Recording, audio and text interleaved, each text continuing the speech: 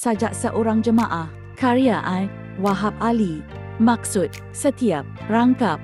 Rangkap pertama, penyajak menggambarkan suasana di waktu subuh yang hening dan dia dapat melihat orang yang datang ke masjid dengan berjalan kaki dan memakai jubah. Rangkap dua, penyajak sering mengajak jemaah tersebut menaiki kenderaannya. Rangkap tiga, penyajak sesekali bersebelahan dengan jemaah itu ketika solat dan dapat melihat dia bersugi sebelum solat. Rangkap empat, selesai solat, jemaah tersebut melakukan aktiviti senaman atau beriadah dengan pakaian lengkap. Rangkap lima, sepanjang aktiviti kehidupannya, jemaah berkenaan sentiasa mendoakan kebaikan dan keselamatan saudara seagama yang lain. Rangkap enam, penyajak terkenang kisah hidup jemaah tersebut yang telah tiada. Beliau merasa kehadirannya walaupun dia sudah lama tidak bertemu jemaah tersebut sewaktu pergi ke masjid. Rangkap tujuh, penyajak dapat merasakan ketiadaan ahli jemaah tersebut namun kehadiran jemaah tersebut ketika solat tetap muncul di ingatan beliau. Rangkap lapan, penyajak terbayangkan jemaah itu merindukan aktiviti jemaah yang telah pergi itu. Penyajak terbayangkan topi putih dan doa bekas jemaah itu. Jemaah tersebut telah kembali ke rahmatullah dan bersemadi di kubur. Penyajak mendoakan kesejahteraan jemaah itu yang berada di pusara bersama-sama orang yang telah meninggal dunia, sama ada orang ternama, ada gelaran atau berpangkat hebat. Tema bagi sajak ini pula adalah bertemakan keagamaan, kenangan penyajak terhadap seorang jemaah yang berkepribadian mulia. Persoalan pertama, mengingati Allah sebagai hamba Allah yang taat dan beriman kepadanya, kita hendaklah sentiasa mengingatinya dengan melakukan apa yang disuruh dan menjauhkan segala sesuatu yang diteganya sebagai Khalid. Sememangnya perlu diingati sama ada melalui solat, zikir, doa dan sebagainya. Umat Islam yang mengaku dirinya beriman kepada Allah dan kepada Nabi Muhammad hendaklah sentiasa mengingati Allah Subhanahu wa Ta'ala pada setiap waktu. Umat Islam yang sentiasa mengingati akan kebesaran Allah Subhanahu wa Ta'ala akan beroleh rahmat dan keampunannya. Manusia yang mendapat rahmat dan keampunannya akan beroleh ketenangan jiwa dan kesejahteraan dalam hidup. Penyajak menyatakan bahawa dia sentiasa menyebut kebesaran Allah Subhanahu wa Ta'ala walaupun dia sedang berjoging. Contohnya, setiap derap sepatunya, dia menyebut kebesaran Allah. Setiap denyut jantungnya, dia menyambung doa yang tertinggal. 2. Amal ibadat. Sebagai umat Islam yang taat kepada perintah Allah Subhanahu wa Ta'ala, mereka akan sentiasa berusaha untuk melakukan amal ibadat sebanyak yang mungkin, sama ada ibadat wajib atau ibadat sunat. Hal ini adalah kerana kesungguhan dalam beribadat merupakan satu kewajipan bagi setiap umat Islam. Apabila seseorang hamba itu rajin dalam beribadat, maka akan mendapat rahmat dan perlindungan daripadanya. Selain itu, hamba Allah yang rajin dan kuat beribadat akan mendapat pahala yang melimpah ruah serta terhindar dari seksaan atau azab Allah.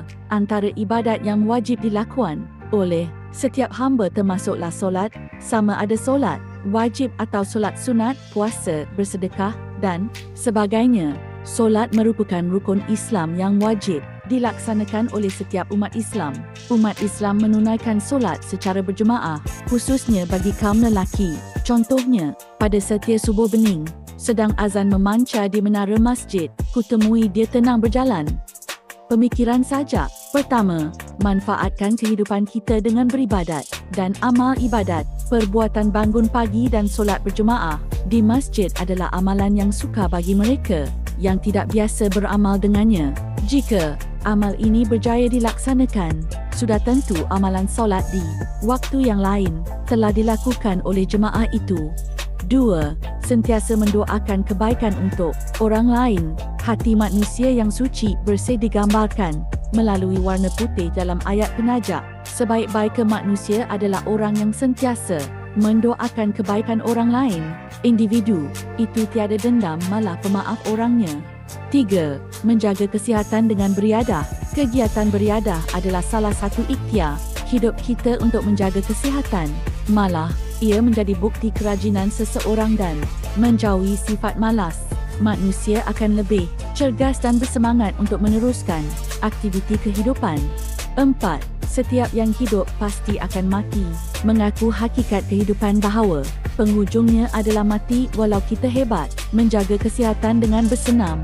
Segala aktiviti yang diusahakan merupakan iktihar. Semata-mata takdir Allah mengatasi segala-galanya. Jemaah tetap pergi apabila ajalnya telah tiba. Gajah bahasa. Pertama, asonasi, perulangan bunyi vokal dalam baris. Vokal. Contohnya, asfalt lama merindukan, seretan kasut putihnya. 2. Aliterasi, perulangan bunyi konsonan dalam baris. Konsonan T. Contohnya, setiap derap sepatunya. 3. Anafora, perulangan perkataan dia awal baris secara berurutan. Contohnya, minta umur dipanjangkan, minta selamatkan anak isteri. Perkataan minta. 4. Repetisi, perulangan perkataan yang sama dalam baris. Contohnya, jubah putihnya, serban putihnya, kasut putihnya, perkataan putih. 5. Personifikasi, beri sifat manusia kepada benda tidak bernyawa. Contohnya, bersamanya menerpa wangi haruman. 6. Hiperbola, perbandingan secara melebih-lebih. Contohnya, doanya masih mengambang atau sedang azan memancar di menara masjid. 7. Inversi, putih topinya, putih bajunya, putih seluarnya, putih kasutnya, topinya putih, bajunya putih, seluarnya putih, kasutnya putih. 8. Diksi, usali Arab, asfalt Indonesia. Pengajaran. Pertama, penjagaan kesihatan tubuh badan. Kesihatan yang baik adalah suatu kurniaan Allah yang tiada nilainya kepada seseorang. Kesihatan yang baik membolehkan seseorang itu menjalani kehidupan seharian dengan sempurna. Walaupun kesihatan adalah anugerah Allah, tetapi seseorang itu wajar menjaga kesihatan dirinya agar kekal sihat sepanjang masa. Tubuh badan yang kekal sihat sepanjang masa membolehkan seseorang itu melakukan rutin harian dengan lebih dan sempurna. Aktiviti bersenam adalah sangat penting untuk menjaga kesihatan kerana dapat mengeluarkan peluh dan menghilangkan tekanan. Dia setiap pagi akan berjoging di asfalt selepas menunaikan solat subuh berjemaah di masjid bagi menjaga kesihatan. Contohnya, sebaik selesai imam memberi salam, dia berdoa singkat, kemudian menerjah keluar, melipat jubah, dia ligat berjoging di asfalt.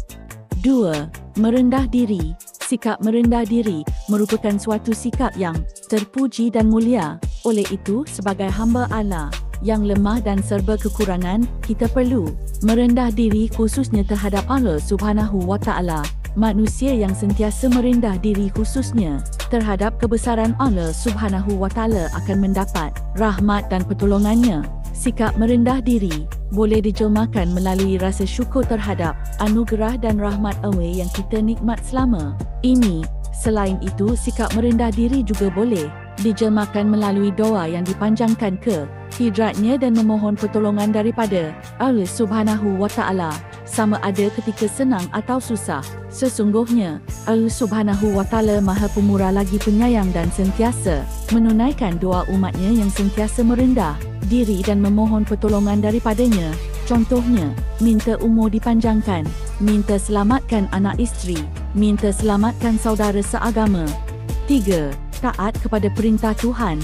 Ketaatan dapat membuktikan kecintaan kita yang tidak berbelah bagi kepada Tuhan yang lelah menciptakan kita. Hal ini membuktikan ketakwaan kita sebagai hamba Allah yang sentiasa patuh dan setia kepada penciptanya. Contohnya, pada setiap subuh bening, sedang azan memancar di menara masjid, kutemui dia tenang berjalan, jubahnya putih, serbannya putih, kasutnya putih. 4. Menjaga kesihatan. Agama Islam amat menitik beratkan soal kebersihan umatnya. Hal ini kerana kebersihan atau kesucian merupakan sebahagian daripada imam dan amat dititik beratkan apabila menunaikan solat. Kebersihan seseorang dijelmakan melalui pakaian dan perlakuan seharian. Apabila seseorang itu mengenakan pakaian berwarna putih ketika bersolat, maka putih tersebut adalah lambang kebersihan. Begitu juga amalan menggosok gigi atau bersugi sebelum menunaikan solat, ia adalah amalan yang dituntut dalam Islam. Kebersihan gigi menggambarkan kebersihan diri manusia Secara keseluruhannya, selain daripada menjaga kebersihan dari sudut fizikal, apa yang lebih penting ialah umat Islam juga hendaklah menjaga kebersihan rohani dan jiwa.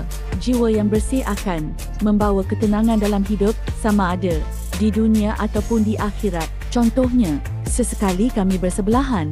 Sebelum takbir, dia sibuk bersugi. Putih topinya, putih bajunya, putih seluarnya, putih kasutnya. 5. Prihatin. Sikap prihatin yang mengalir dalam diri seseorang manusia merupakan suatu sikap yang mulia dan amat dituntut dalam agama Islam. Sikap ini merupakan suatu sikap bila mana seseorang mengambil berat akan hal ahwal orang lain. Sikap ini akan mengeratkan hubungan silaturahim dalam kalangan anggota masyarakat dan hasilnya lahirlah masyarakat yang sejahtera dan harmoni.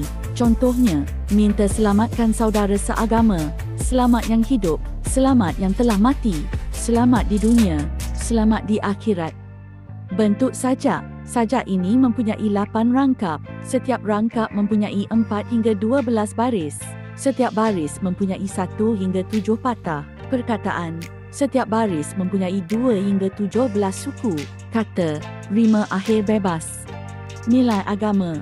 Pertama, mengingati Allah berzikir. Allah sebagai Khalik sememangnya perlu sentiasa diingati sama ada melalui zikir, solat dan sebagainya.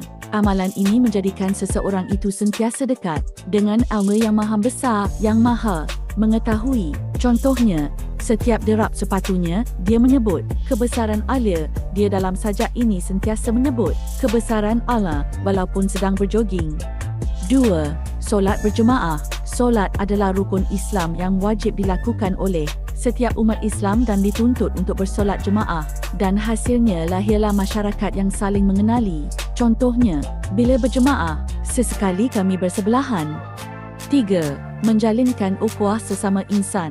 Solat berjemaah boleh menjadi platform untuk mewujudkan hubungan silaturahim atau ukhuwah terjalin antara sesama manusia yang akhirnya melahirkan masyarakat yang sejahtera. Contohnya, kini ketika aku berjemaah, di sisiku dia tiada, tetapi sugi dan usalinya memanjang di mataku. Amanat yang ingin disampaikan oleh penyajak. Pertama, kita hendaklah sentiasa melakukan amal, ibadat dan kebaikan bekalan sebelum dipanggil pulang. Amal ibadat seperti bersolat, berdoa, berzikir dan berbuat kebaikan kepada orang lain merupakan amalan yang amat dituntut sebelum seseorang hamba itu meninggal dunia. Bekal amal ibadat ini boleh mengangkat darjat seseorang di sisi Allah. Contohnya, setiap derap sepatunya, dia menyebut kebesaran Allah. Setiap denyut jantungnya, dia menyambung doa yang tertinggal, minta umur dipanjangkan, minta selamatkan anak isteri, minta selamatkan saudara seagama. 2. Kita hendaklah sentiasa menjaga kesihatan diri dengan melakukan aktiviti riadah tubuh badan yang sihat, membantu seseorang itu untuk menunaikan amal ibadat yang seperti berjoging, mampu untuk kekal sihat. Contohnya, dia ligat berjoging di asal, putih topinya, putih bajunya, putih seluarnya, putih kasutnya. 3. Kita hendaklah sentiasa berdoa untuk diri, keluarga, masyarakat sekeliling. Amalan berdoa merupakan sesuatu yang amat dituntut untuk mendapat kerahmatan dan keredaan Allah. Contohnya, dia menyambung doa yang tertinggal, minta umur dipanjangkan, minta selamatkan anak isteri, minta selamatkan saudara seagama. Gambaran sifat manusia yang cuba digambarkan. Pertama, menjalinkan ukhuwah sesama insan. Solat berjemaah boleh menjadi platform untuk mewujudkan hubungan silaturahim atau ukhuwah terjalin antara sesama manusia yang akhirnya melahirkan masyarakat yang sejahtera. Contohnya, kini ketika aku berjemaah, di sisiku dia tiada, tetapi sugi dan usalinya memanjang di mataku. 2. Baik hati. Sifat baik hati mendorong seseorang itu ke arah kebaikan dan lahirlah masyarakat yang sejahtera dan harmoni. Contohnya, sesekali aku berhenti mempelawannya menaiki kereta. Dia memberikan salam. 3. Solat berjemaah. Solat adalah rukun Islam yang wajib dilakukan setiap umat Islam dan dituntut untuk solat jemaah, dan lahirlah masyarakat yang saling mengenali. Contohnya, bila berjemaah, sesekali kami bersebelahan. Sekian, terima kasih.